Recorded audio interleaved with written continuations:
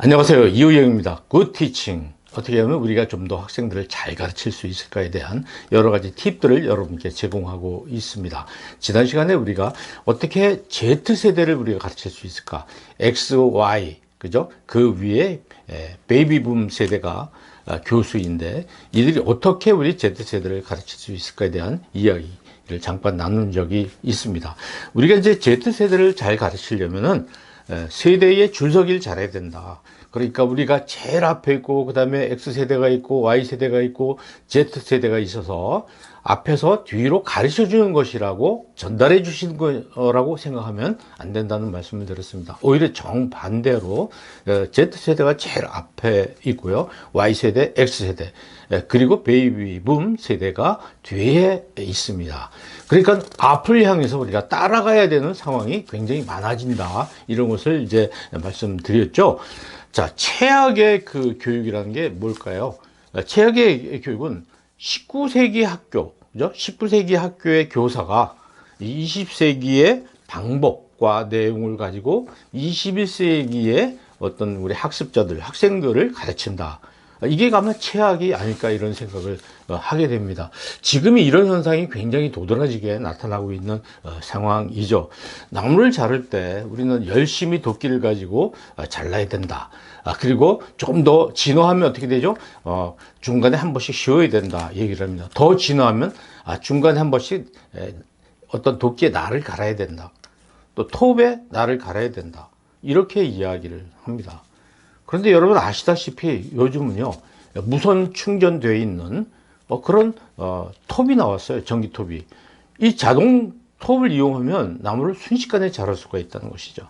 이렇게 새로운 것에 대해서 우리가 받아들이지 않고 과거에 우리가 가지고 있는 어떤 방법과 생각, 노하우를 가르치려고 하면 상당히 이제 문제가 생길 수밖에 없습니다. 여러분 그 붉은 여왕의 법칙이라는 이야기를 들어보셨나요? 자료를 한번 보시죠. 거울나라의 앨리스에서 유래된 말입니다. 계속 뛰어도 그 자리인 겁니다. 버스를 탔는데 한잠 자고 일어나 보니까 아까 우리 집 앞에 탔던 곳이다 이런 얘기입니다. 왜냐하면 그 사이에 세상도 달렸다 이런 얘기죠. 지금 세상이 엄청나게 빠르게 변하고 있는 것을 여러분도 실감하실 겁니다. 참 어렵죠. 이런 세상의 변화, 여기 익숙하지 않은 세대일수록, 그러니까 줄에 맨 뒤에 서 있는 세대일수록 상당히 그 어려운 상황을 겪고 있습니다. 베이비붐 세대나 X세대 또는 Y세대도 해당될 겁니다. 이런 교수님들이 이런 Z세대를 가르치려면 어떻게 해야 됩니까? 아까 말씀드린 대로 줄을 잘 서야 되는 것입니다. 줄. 우리가 앞줄이라고 생각하면 안 되는 거죠. 앞이라고 생각하면. 우리가 선두라고 생각하면 안 되는 겁니다. 저 뒤에 있는 그 Z세대가 사실은 제일 앞에요. 그러니까 다 뒤로 돌아야 될 필요가 있는 것이죠. 그들이 제일 앞이라고, 그들이 선두라고 생각하고 그들에게 많은 부분을 맞춰야 되고 배워야 되고 그럴 필요가 있다는 것입니다. 하여튼 버려야 될 게 너무 많이 있습니다. 폐기해야 될 것이 굉장히 많이 있죠. 첫째는 우리가 경험적으로 알고 있는 건 많이 폐기해야 됩니다. 경험이라는 것은 내가 겪었다는 것이거든요. 그런데 그 우리가 겪었던 것이 지금 다 없어졌고 사용되지 않고 있다. 그러면 우리가 옛날에 겪었던 경험이라든지 노하우라는 것은 그다지 그 도움이 안 되는, 지금은 별로 가치가 없을 수가 있습니다. 그러니까 라떼는 뭐 이런 거 해봤어? 이런 이야기는 학생들에게 굉장히 그 뭐랄까 도움이 되지 않는 경험일 수가 있습니다. 그리고 또 하나 버려야 될 것은 내가 옳다고 믿는 것에 대한 신념들을 많이 좀 정리를 하고 내려놔야 됩니다. 정치적이거나 종교적인 어떤 고정관념, 특히 이제 옛날에 살아오면서 제가 이제 베이비붐 세대인데 저희는 정치적으로 독재, 민주화 뭐 이런 것이 굉장히 중요한 관심사였거든요. 지금 세대는요, Z세대는 그런 거 관심 없어요. 자기한테 유리하냐, 자기한테 좋으냐, 이런 것이 어떤 선택, 정치적인 선택이라든지 이런 것이 중요하죠. 이념도 없어요. 뭐 우리는 공산주의 아니면 뭐 민주주의 이렇게 양쪽으로 나누는 것이 우리 머릿속에 이렇게 박혀 있지만 지금 세대들은 그런 경험도 없거니와 그런 것이 중요하지 않다고 생각합니다. 내가 살아가는데 도움이 되느냐?